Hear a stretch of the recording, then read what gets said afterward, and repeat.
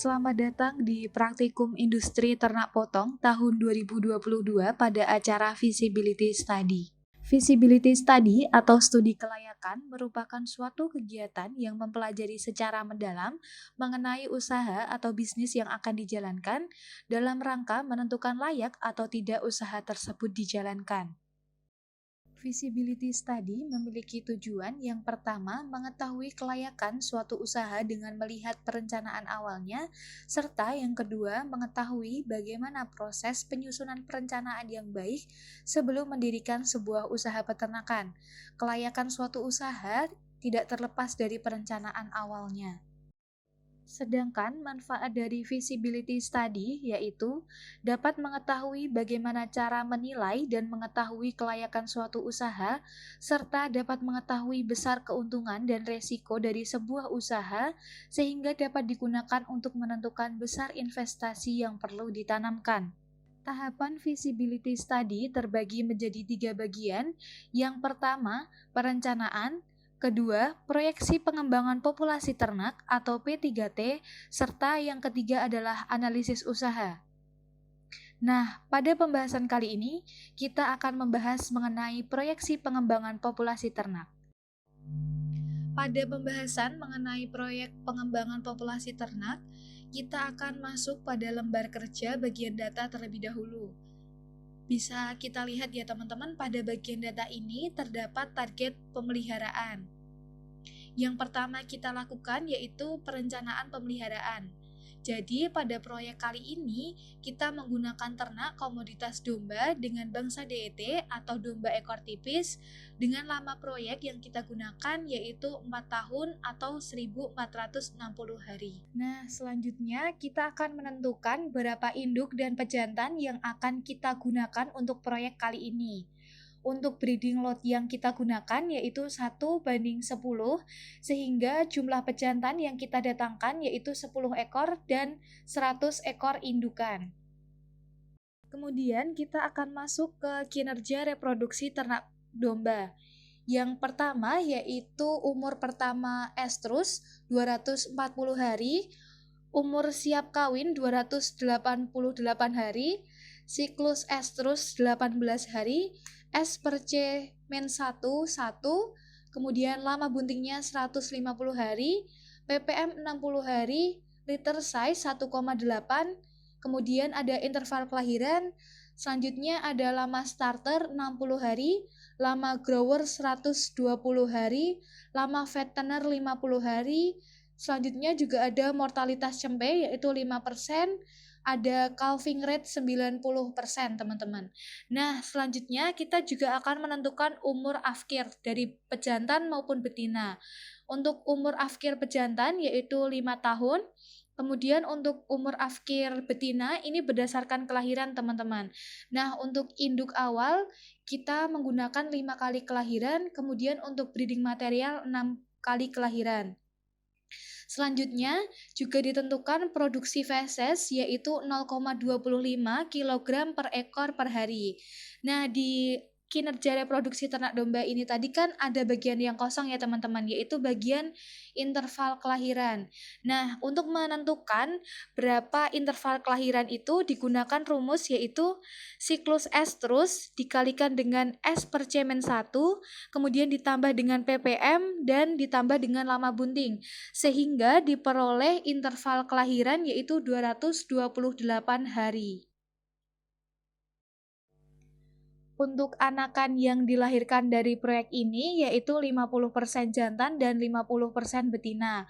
Dari data induk yang dimiliki dapat diketahui breeding material yaitu 20 ekor yang didapatkan dari 20% jumlah indukan. Kemudian kita masuk ke data konsumsi pakan teman-teman. Nah, di sini ada data konsumsi pakan harian dari masing-masing kondisi fisiologis ternak seperti yang tertera pada LK teman-teman. Silahkan untuk dicermati ya teman-teman. Pada proyek yang kita jalankan direncanakan adanya replacement ternak. Kita memiliki target capaian di mana perkawinan ke-6 atau setelah kelahiran ke-5 semua induk di awal proyek sudah tergantikan. Replacement merupakan sistem pergantian ternak. di mana ternak yang digantikan harus memiliki fase yang sama. Untuk selanjutnya, kita masuk ke tabel perkawinan, yaitu tabel yang berwarna kuning. Untuk pengisian tabel ini, kita akan menggunakan perhitungan dari sheet skema, teman-teman. Sehingga kita pindah terlebih dahulu ke sheet skema. Yang pertama, kita masukkan hasil perhitungan interval kelahiran tadi ya.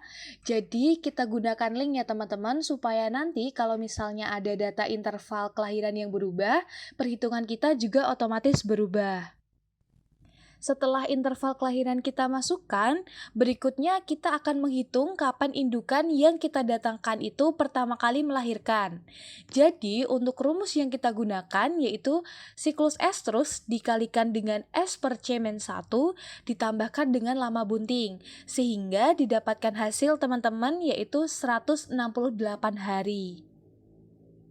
Setelah itu, kita masuk ke dalam skema teman-teman. Di sini sudah tercantum yaitu 1 garis miring 100 garis miring T0.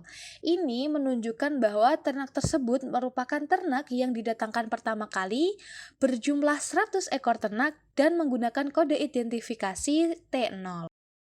Di sini kita harus mencari kapan saja induk tersebut melahirkan. Untuk keturunan yang pertama kali, rumus yang kita gunakan yaitu cukup hari pertama melahirkan yang sudah kita hitung tadi. Jadi, keturunan pertama lahir pada hari ke-168. Nah, untuk kode identifikasinya yaitu 1 garis miring T0.1 yang merupakan keturunan pertama dari T0. Setelahnya, untuk 1 garis miring T0.2, 1 garis miring T0.3, dan seterusnya, kita menggunakan rumus yaitu hari kelahiran sebelumnya ditambahkan dengan interval kelahiran. Kemudian untuk 1 garis miring T0.3 yaitu menggunakan rumus hari kelahiran dari 1 garis miring T0.2 ditambahkan dengan interval kelahiran yaitu 228 hari sehingga hasilnya keturunan ketiga lahir pada hari ke-624.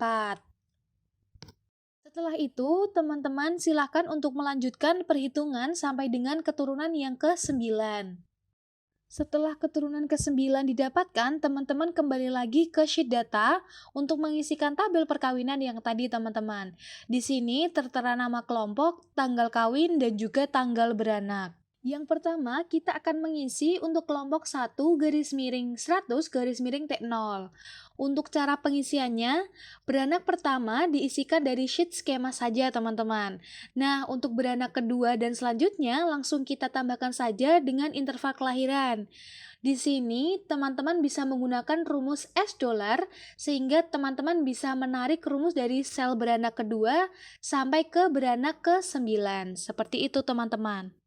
Setelah itu, kita mengisi untuk kelompok selanjutnya, yaitu 2 garis miring 20 garis miring T0, di mana hari perkawinan didapatkan dengan cara hari beranak pertama dari 1 garis miring 100 garis miring T0 ditambahkan dengan PPM, yaitu selama 60 hari. Untuk hari beranak pertama didapatkan dari hari perkawinan ditambahkan dengan jumlah hari di mana anak pertama dilahirkan, yaitu B1 dari 1 garis miring 100 garis miring T0. Setelah itu, untuk beranak kedua dan seterusnya caranya sama, silahkan teman-teman untuk dilanjutkan. Setelah itu, kita akan masuk ke tabel anak teman-teman, di mana itu tabel yang berwarna ungu ya teman-teman. Nah, di sini kita akan menentukan tanggal-tanggal kejadian penting untuk anak yang kita hasilkan. Pertama, untuk kelompok 1 garis miring T0.1, untuk lahir kita ambil dari beranak pertama. Kemudian untuk grower kita gunakan rumus yaitu hari lahir ditambahkan dengan lama starter. Kemudian untuk fattener kita gunakan rumus yaitu hari ketika ternak memasuki periode grower ditambahkan dengan lama masa grower.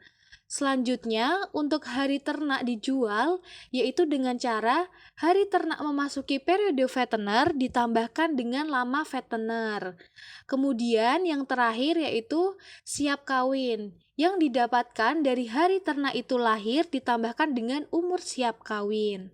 Untuk yang kita cari tanggal pentingnya, cukup pada ternak yang masih dalam rentang waktu proyek kita ya teman-teman, yaitu 1460 hari. Atau teman-teman bisa lihat di situ ada tabel yang ditandai dengan warna merah pada tabel kelahiran di atas, seperti itu. Silakan untuk kode anakan bisa menggunakan seperti yang sudah tertera di layar ya teman-teman. Untuk penentuan kejadian penting anakan, itu seperti rumus yang kita gunakan untuk setiap keturunannya ya teman-teman, seperti yang sudah dijelaskan di awal. Silahkan teman-teman kerjakan sampai pada keturunan yang terakhir. Setelah teman-teman mendapatkan data umur siap kawin dari masing-masing keturunan, teman-teman bisa melanjutkan perhitungan yang ada di sheet skema. Cara yang digunakan yaitu untuk keturunan pertama, rumusnya yaitu umur siap kawin ditambahkan dengan pertama melahirkan. Sedangkan untuk keturunan-keturunan selanjutnya, kita cukup untuk menambahkan dengan interval kelahirannya saja, teman-teman. Nah, untuk selanjutnya, silakan dari teman-teman untuk melengkapi data yang ada di sheet skema ini hingga dengan selesai. Setelah tabel skema selesai, teman-teman bisa melanjutkan pengisian tabel perkawinan sampai selesai juga. Nah, untuk kode dari indukan bisa dilihat di layar teman-teman semua ya. Setelah itu, kita melanjutkan pengisian yang ada di sheet data. Di sini, kita akan mengisi jumlah anakan yang akan dihasilkan oleh indukan. Pertama, kita isi jumlah indukan yang kita gunakan untuk setiap kodenya terlebih dahulu. Di sini, untuk indukan dari 1 _100 T0, kita mempunyai 100 ekor indukan. Kemudian, kita mencari jumlah anaknya menggunakan rumus jumlah induk dikali calving rate dikali litter size dikali survival rate. Survival rate didapatkan dengan rumus 1 min mortalitas. Kemudian, untuk jumlah anak ini kita bulatkan ke bawah menggunakan rumus rundown. Jumlah jantan diperoleh dari jumlah anak dikali proporsi dalam persen ternak jantan.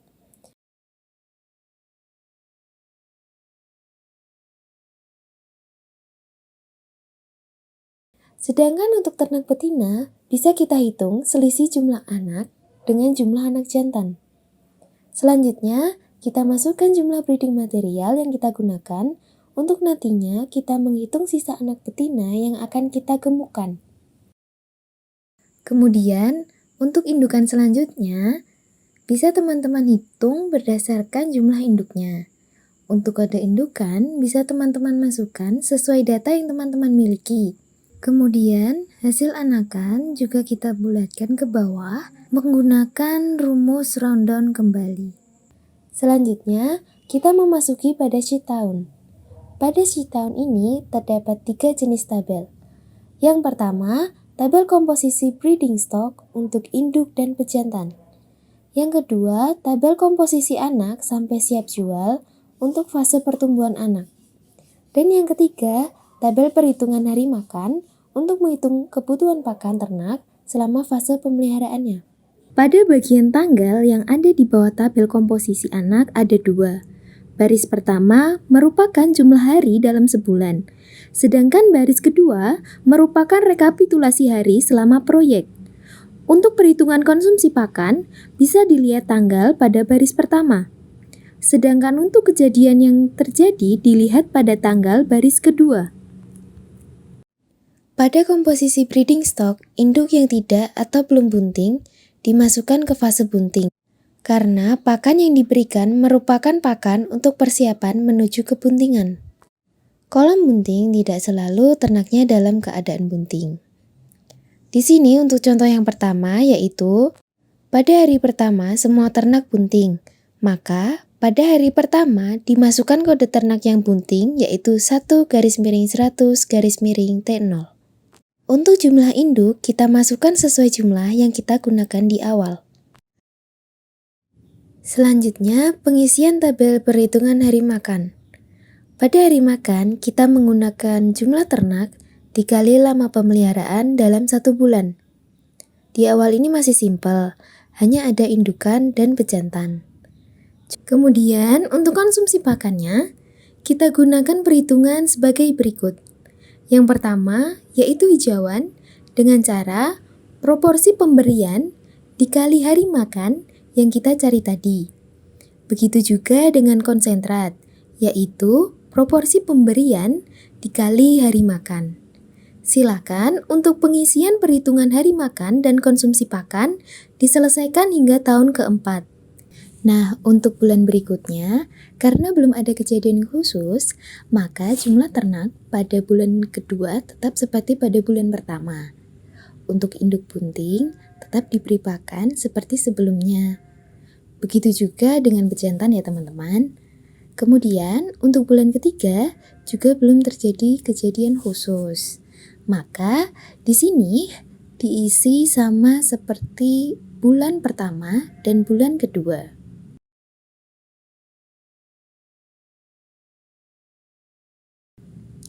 Kemudian pada kejadian penting pertama yaitu beranak 1 pada induk dengan kode 1/100/T0 pada hari ke-168. Sehingga induk yang tadinya bunting dipindah menuju kolom beranak 1. Selanjutnya untuk anaknya juga dimasukkan ke kolom menyusu dan diberi kode yang sesuai. Kemudian jumlah anaknya juga kita masukkan. Dan juga jangan lupa kita masukkan jumlah ternak yang kita kaling, yaitu sebanyak 10 ekor ternak. Untuk jumlah hari makannya, bisa teman-teman hitung dan kemudian dihitung jumlah kali makan oleh ternak. Di sini untuk pejantan masih penuh yaitu selama 31 hari. Kemudian untuk induk bunting yaitu pada hari pertama sampai dengan hari ke-14. Dan yang berikutnya yaitu untuk induk menyusui selama hari ke-15 sampai dengan ke-31. Sehingga rumus yang digunakan yaitu hari terakhir bulan itu dikurangi hari sebelum kejadian penting. Kejadian penting berikutnya merupakan perkawinan kedua pada hari ke-228. Nah, pada bagian ini, anakan yang tadinya menyusu berpindah fase ke fase grower. Sehingga indukan dikawinkan kembali dan dianggap bunting. Indukan yang mothering ability-nya kurang baik akan digantikan atau replacement dengan ternak baru. Sehingga pada kolom ternak akhir kita juga memasukkan jumlah yaitu 10 ekor. Nah, ini berdasarkan indukan yang memiliki mothering ability kurang baik. Sehingga jumlah indukan yang bunting yaitu sama dengan induk beranak 1 atau sebanyak 90 ekor. Dikurangi ternak yang kita afkir atau 10 ekor ditambah dengan ternak replacement yaitu sebanyak 20 ekor. Kemudian untuk bulan-bulan setelahnya konsep pengisian tabelnya sama teman-teman. Jadi komposisi ternak berubah ketika ada ternak yang mengalami perubahan fase maupun indukan yang beranak dan dikawinkan. Silakan untuk pengisian perhitungan hari makan dan konsumsi pakan diselesaikan hingga tahun keempat. Terima kasih untuk teman-teman yang sudah memperhatikan terkait materi proyeksi pengembangan populasi ternak. Untuk selanjutnya, silakan teman-teman ikuti diskusi yang telah dijadwalkan agar dapat menyelesaikan analisis usaha yang kita buat ini. Sekian, sampai jumpa.